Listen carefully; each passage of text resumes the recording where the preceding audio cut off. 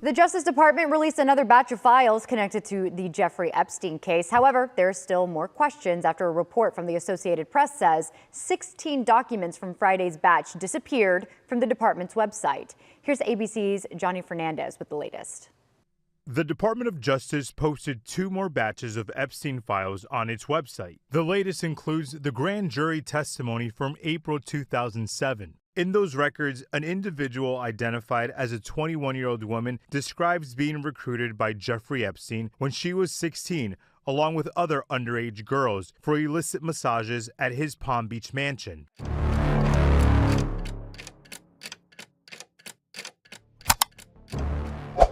Certains événements ne se distinguent pas par leur impact immédiat, mais par la manière dont ils perturbent le cours normal des institutions.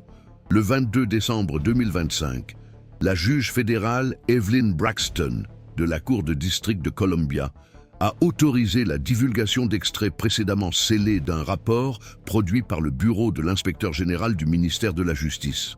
Documents liés à des enquêtes sur des comportements administratifs impliquant le président Donald J. Trump et des membres de son équipe de sécurité nationale. Le contenu, gardé secret pendant plus de 2 mois, a été rendu public après des demandes formelles de la sous-commission de surveillance gouvernementale de la Chambre des représentants, qui a affirmé avoir identifié des preuves suffisantes d'obstruction institutionnelle. La décision de la justice a été jugée atypique par les observateurs juridiques, tant en raison du rythme de la divulgation que de la nature des documents, qui comprennent des courriels, des mémos internes et des comptes rendus de réunions qui avaient été classés confidentiels au motif de la protection de la sécurité nationale. L'impact de cet épisode ne s'est pas limité à la publication. Au cours des 48 heures qui ont suivi, des déclarations publiques ont été faites par des dirigeants du Congrès. Des demandes officielles d'éclaircissement ont été adressées au ministère de la Justice.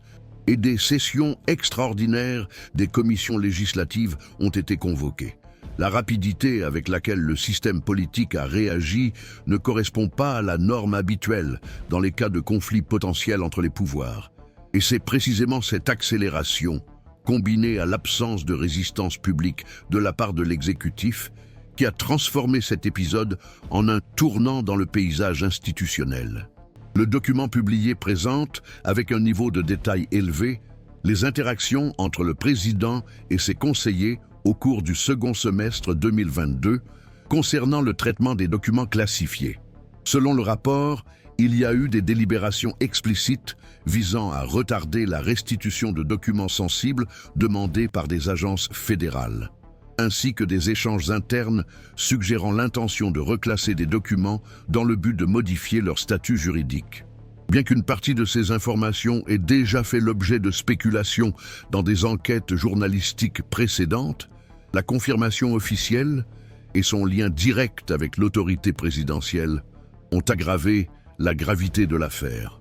Les parlementaires de différentes commissions ont déclaré que la lecture du rapport modifiait la perception de l'épisode, le faisant passer du domaine de la négligence administrative à celui d'une possible obstruction délibérée. La réaction politique s'est accompagnée de déclarations qui, même si elles sont prudentes, témoignent d'un malaise institutionnel. La sénatrice républicaine Julia Hensley, vice-présidente de la Commission du renseignement, a déclaré en séance plénière que l'utilisation de classifications secrètes comme instrument de manœuvre politique compromet non seulement l'intégrité de l'exécutif, mais aussi la stabilité du pacte fédératif. Cette phrase, reprise par la suite dans des rapports officiels, a été interprétée comme un signe que le soutien partisan à Trump pourrait ne plus être aussi uniforme face à certaines preuves. L'activité législative s'est intensifiée dans l'après-midi du 23, lorsque la direction démocrate de la Chambre a présenté une requête demandant des éclaircissements immédiats au procureur général sur la possibilité d'ouvrir une nouvelle procédure pénale contre le président. Dans le même temps, les membres de l'aile modérée du Parti républicain ont adopté un discours plus mesuré, évitant les déclarations publiques de défense ou de contestation du contenu divulgué. Cette attitude a été perçue par les analystes comme un signe que l'épisode avait rompu l'équilibre tacite qui avait été maintenu entre les branches du pouvoir. Le fait qu'aucun dirigeant de l'exécutif ne se soit exprimé jusqu'au moment où le rapport a été rendu public a également contribué à cette interprétation. En l'absence de toute tentative de délégitimation du pouvoir judiciaire ou de minimisation du contenu, le silence présidentiel a été interprété comme un retrait stratégique ou une reconnaissance tacite de la gravité de la situation. C'est dans ce contexte que la divulgation des documents cesse d'être un geste juridique et devient un événement de déplacement institutionnel.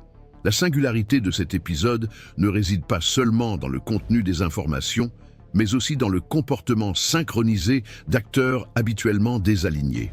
Le pouvoir judiciaire a rompu avec son habituelle retenue, en anticipant la décision du pouvoir exécutif. Le pouvoir législatif a agi sans attendre un consensus interne. Et le pouvoir exécutif, jusqu'à présent, sans organiser de réaction publique. Ce renversement des rôles et des rythmes déstabilise la logique traditionnelle de gestion des crises à Washington, suggérant que les mécanismes formels de retenue politique sont mis à l'épreuve à un niveau qui dépasse la gestion ordinaire des scandales.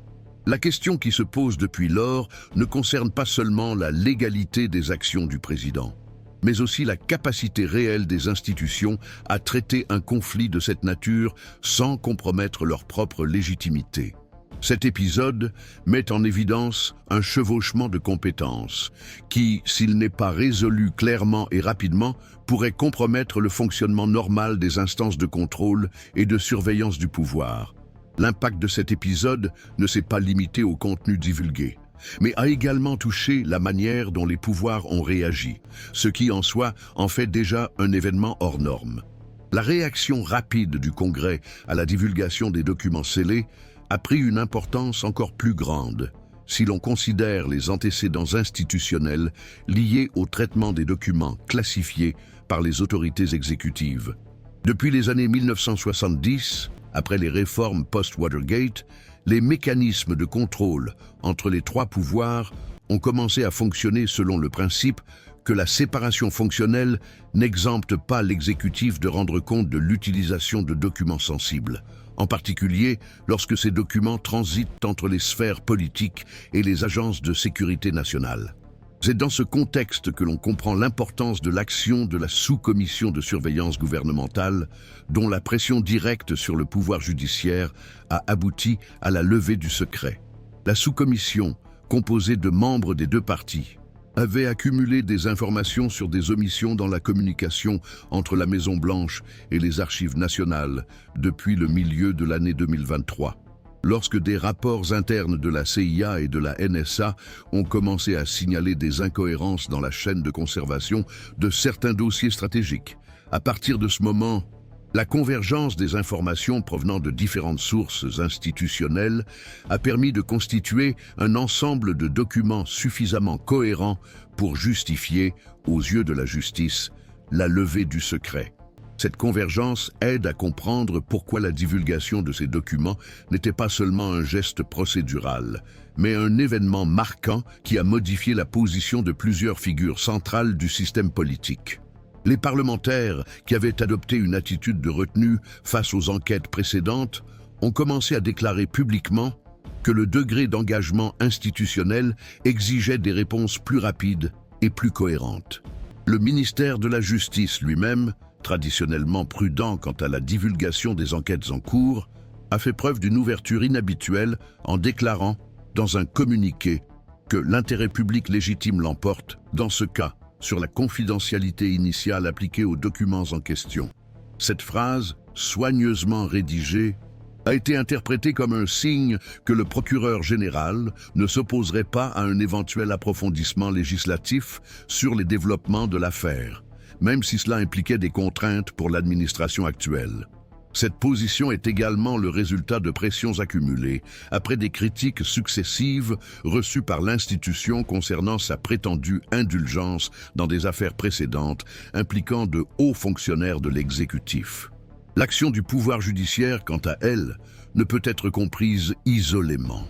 La juge Evelyn Braxton, responsable de la décision, avait déjà été désignée lors de cycles précédents comme défenseur de la transparence institutionnelle.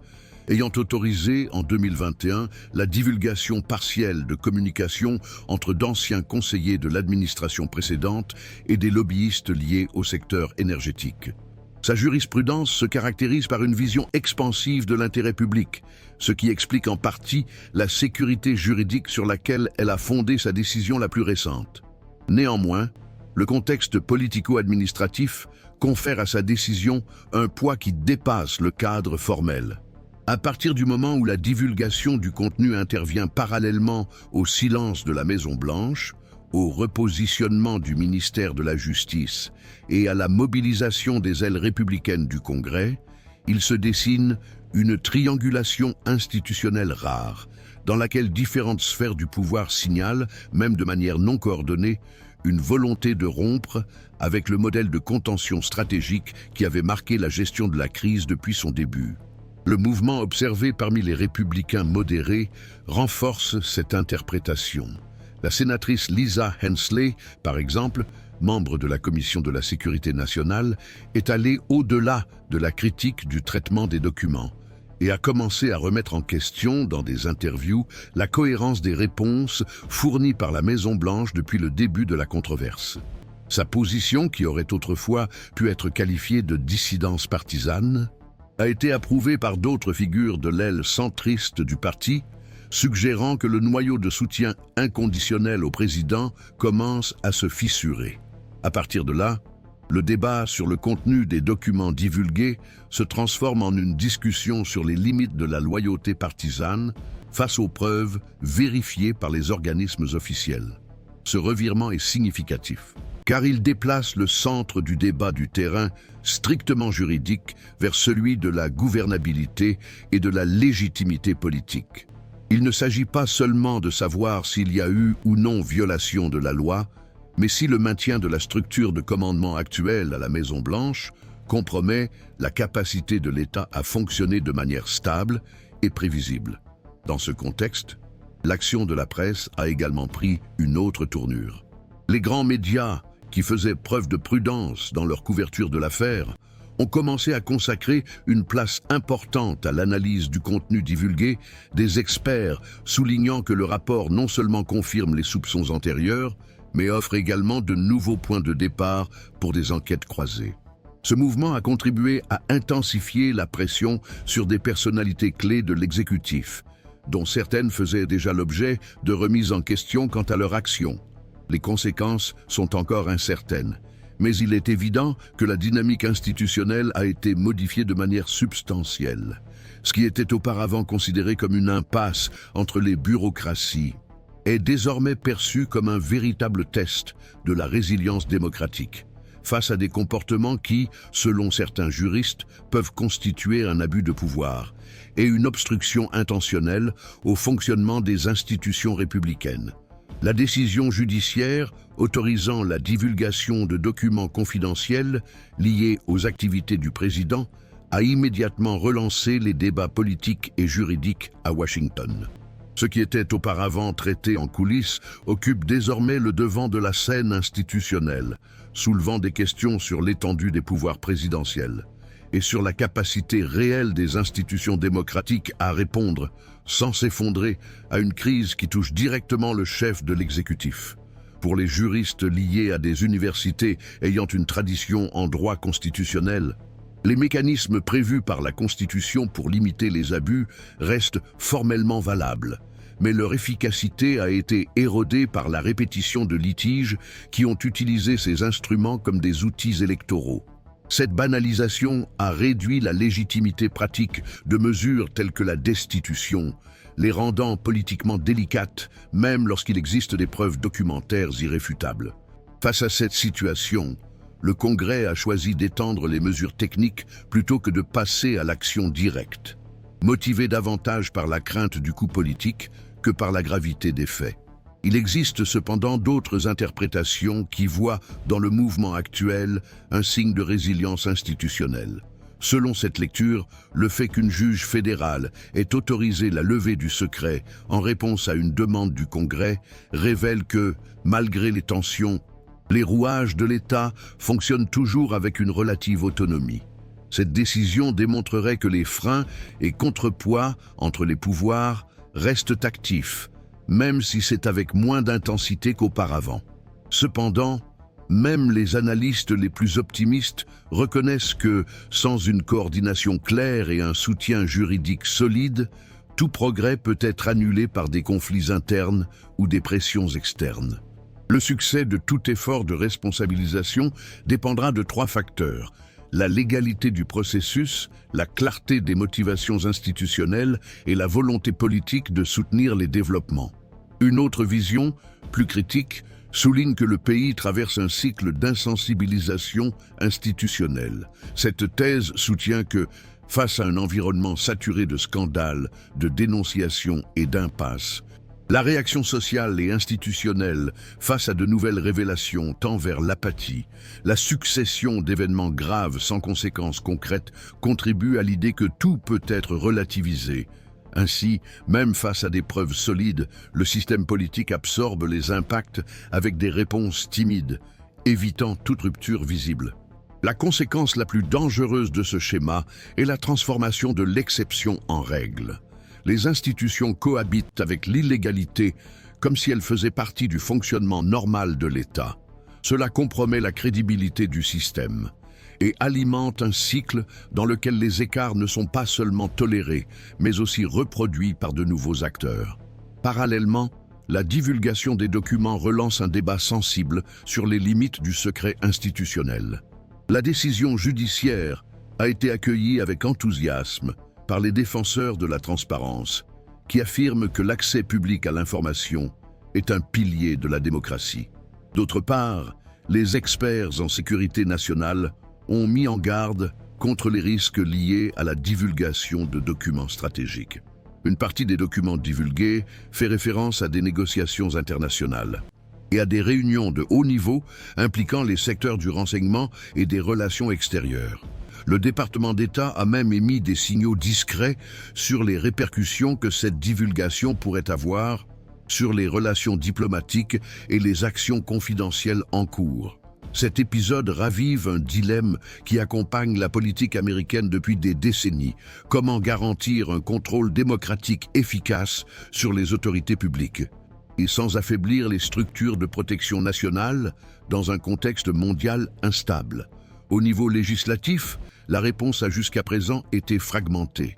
Certains parlementaires se sont prononcés en faveur de mesures immédiates, telles que la convocation de témoins, la mise en place de commissions spéciales et l'examen de la responsabilité directe du président.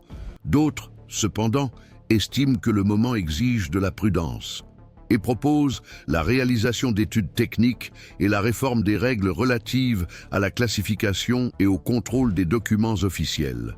Cette divergence de stratégie, bien que prévisible dans un système multipartite, peut nuire à l'efficacité de la réponse institutionnelle.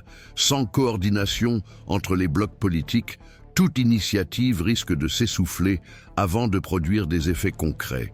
Selon l'évolution de l'affaire, cet épisode pourrait être considéré comme le point de départ d'une réforme en profondeur des mécanismes de contrôle de la présidence, ou comme un nouvel exemple emblématique de paralysie décisionnelle.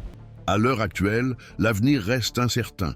La divulgation des documents a marqué un tournant important, mais la voie que suivront les institutions n'est pas encore claire.